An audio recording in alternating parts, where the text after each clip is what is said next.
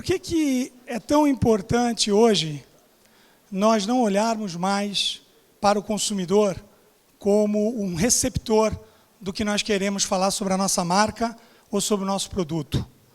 Por que está tão mais difícil prender a atenção dele? E por que às vezes um consumidor que entra na sua loja, um consumidor que se relaciona com a sua marca, pode ser tão poderoso para você e, ao mesmo tempo, tão devastador? A explicação é simples, ela vem da nossa essência. Há mais ou menos 100 anos, gente, antes da aparição do rádio, o rádio surgiu em 1906, o jeito que as pessoas comunicavam as coisas eram conversando. Era a única forma. Era um falando com o outro. Bom, com o surgimento do rádio, e o rádio apareceu como se fosse Deus nas nossas vidas, na época, aquilo virou um mensageiro, alguém muito importante falando, muito conhecedor, muito detentor da informação, e o consumidor ouvindo, simplesmente ouvindo.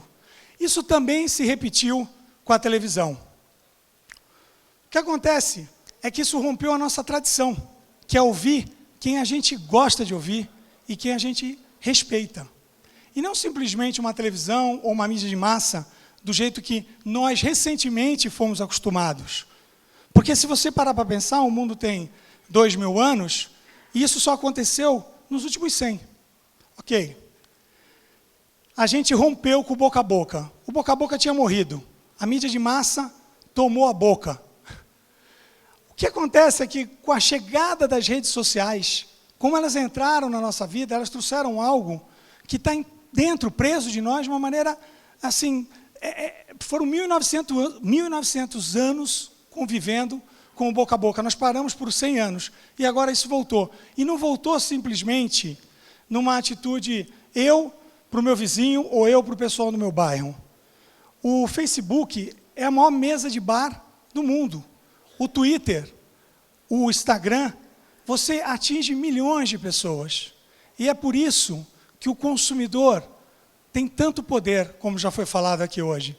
E é por isso que um consumidor que entre na sua loja, que se relacione com a sua marca, pode ser tão decisivo para você no futuro. Você tem que pegar esse consumidor e transformá-lo em mídia. O consumidor não pode mais ser o ponto final da sua comunicação. Esse é o grande segredo de hoje, nada além disso. Ele tem que sair falando bem de você. 80% de todos os consumidores do mundo não são fiéis a nenhuma marca. Isso é uma mudança radical. Aquela paixão que você tinha pela marca hoje, ela não existe mais. Os consumidores, eles estão muito mais propensos a mudar repentinamente da sua marca, do seu produto, do serviço que você oferece. É um grande risco que nós não nos preparamos ainda para aceitar, porque a gente vinha numa ordem, num crescimento que era, eu vou conquistando o consumidor aos poucos. Hoje ele não tem mais paciência, porque ele está sendo ensinado por essa geração mais jovem, que coloca nos pais o desespero de tentar aprender. Você às vezes dá para um pai de família um smartphone, e um garoto de 19, de 20 anos dá risada dele. Então, e eu estou falando de pais de 45 anos, porque aqui nós estamos em São Paulo, numa região nobre. Se você sair para o interior, você vê o que acontece. Você tenta explicar para consumidores com poder aquisitivo como é tirar uma foto de você mesmo. Outro dia aconteceu uma coisa, em casa, que uma pessoa da minha família estava tirando uma foto, e eu estava tentando explicar como é que ela simplesmente virava a câmera. Uma pessoa que tem um poder aquisitivo, que compra, que é consumidor. Aí ele pegou, prendeu, apertou o botão, voltou, eu falei, então, agora enquadra você e aquele instrumento. Ele pegou e fez assim, ó, virou para o instrumento. Quer dizer, ele esqueceu ainda de quadrar. Nós estamos num processo de aprendizado. E essas pessoas que estão aprendendo são as pessoas que têm dinheiro. Porque quem está ensinando não tem dinheiro. Essa é a grande loucura. Então, a gente tem essa realidade hoje, de 2015, 80% dos consumidores não são fiéis a nenhuma marca. As pessoas, elas preferem muito mais estar com o celular do que ouvir os seus vendedores, do que ouvir o que as marcas têm para falar. É mentira ou é verdade? Eu vou dar um exemplo para vocês, um exemplo do nosso dia a dia. Às vezes você está conversando com alguém, está num restaurante, a pessoa vai no banheiro. Quando ela volta, você quer matar ela, porque você já estava compenetrado no celular. Você preferia que ela ficasse no banheiro. Percebam isso. E se isso acontece com a gente, imagina um relacionamento de uma marca, da sua marca com esse cliente. Ele não quer ser interrompido. E qual que é a arma? E aí vem uma arma simples, eu até coloquei, ou melhor, uma das armas, porque com certeza essa não é a única, e mesmo que fosse, ela não resolveria todos os problemas, é o ponto de venda. Nós temos um ponto de venda muito defasado no Brasil. Muito defasado mesmo.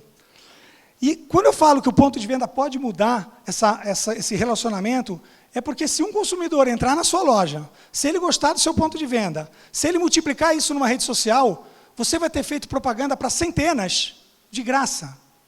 E com um aval de quem o respeita, e não um aval de uma celebridade, que essa nova geração já não acredita mais, que essa nova geração já sabe que está lá por dinheiro, diferente da antiga geração. Por que o ponto de venda é tão importante? O único modo, ainda hoje, com todas essas tecnologias que existem, de você comprar sem o ponto de venda, é quando você compra da sua casa online e recebe em casa. Tirando esse tipo de contato, se você comprar online e pegar na loja, você fez o consumidor ir na sua loja. E você pode ter um ponto de venda fortalecido, um ponto de venda encantador. Você pode ganhar seu consumidor com isso. As lojas da Apple estão aí para mostrar isso. Há quantos anos as lojas da Apple estão fazendo esse trabalho? Se o cara comprar na loja e receber em casa, é a mesma coisa, ele teve que passar pelo nosso ponto de venda. E se ele comprar numa loja e trocar em outra loja, novamente o ponto de venda é o ator principal. Esses processos ainda são novos no Brasil. É difícil você hoje ainda comprar na loja e receber em casa. Ainda não, principalmente em lojas de moda. Não é com a frequência. Existe, mas não é com a frequência do resto do primeiro mundo. Mas o que aqui mostra é, o ponto de venda é uma arma muito forte e, na maioria das vezes, ela fica num papel secundário diante de tanta conversa do digital. Só que o ponto de venda pode ser a alavanca para o seu digital. O seu simples ponto de venda pode ser a alavanca para que o seu consumidor contagie centenas de novos consumidores. Por que eu estou batendo no ponto de venda? Porque eu acho, não, é pesquisa. 81% das decisões sobre produto e marca acontecem no ponto de venda. A maioria das pessoas sai para comprar uma coisa e compra outra. Isso aconteceu com o mercado automobilístico. 40% da comunicação tradicional de PDV não é lembrada espontaneamente pelo shopper. O shopper é aquele cara que vive nos pontos de venda. É diferente do consumidor. O consumidor vai espontaneamente. O shopper gosta. É aquele cara fanático, é aquele cara que vive no shopping. Ele, no shopping mesmo, nas farmácias, nas lojas. Esse cara que é fanático, 40% de quem ama fazer isso não lembra de nada. É uma oportunidade. Isso não é crise. Isso é oportunidade. A loja, do jeito que está, não dura mais 10 anos. Ou então vão reduzir o número de pontos de venda. Já existe loja no primeiro mundo que cobra para você experimentar roupa. Se você entrar numa loja da Austrália e você quiser experimentar uma roupa, você paga uma taxa. Se você levar roupa, ela te desconta essa taxa. Por quê? Porque as pessoas estavam indo lá na Austrália, experimentando e voltando para comprar em casa. Não, pela internet mais barato. Olha que loucura. E os australianos, imagina os brasileiros que gostam de levar vantagem de tudo. É um perigo. Agora, está aqui avisado. Repensem a partir de hoje. Pessoas nunca tiveram a oportunidade de ir no supermercado. Nunca. Aí, o que acontecia? Ela via lá o cara o empacotador no supermercado. Por que uma marca não deu de presente para uma pessoa de classe média, que estava um empacotador? Porque a coitada trabalhou a vida toda. Chegou na vez dela, ela comprou e falou, porra, agora não tem um empacotador na minha vez. Em vez de dar o desconto, coloca um maldito do empacotador com a sua marca grande, faz um embrulho para ele dar na mãozinha dela, ela vai te amar para o resto da vida. Porque ela nunca teve isso. Só que não, a gente não pensa, a gente corta o empacotador e dá desconto. Pô, então, essas coisas aqui, por exemplo, isso quem faz muito bem é a Livraria Cultura, que é o Social Gathering Places, que é transformar o seu lugar de venda num lugar de relacionamento. Poxa, gente, não precisa ser muito inteligente para saber que a cultura é um case. Nosso país não lê e tem mega história de livraria. Uma coisa que eu guardo sempre, tá em inglês que é Reimagine, Redesign e Re-Architects, que eu acho que tem tudo a ver com esse momento como solução para quem trabalha no varejo. Nós temos que redesenhar nossas equipes de vendas para trabalhar novos desafios impostos por essa revolução digital. Nós não estamos preparados, ou a gente dá curso, ou a gente ensina esses vendedores, ou a gente tem que trocar esses vendedores. Não tem outra saída, gente. E a gente vai ter que reconstruir os processos de trabalho com fornecedores e com parceiros.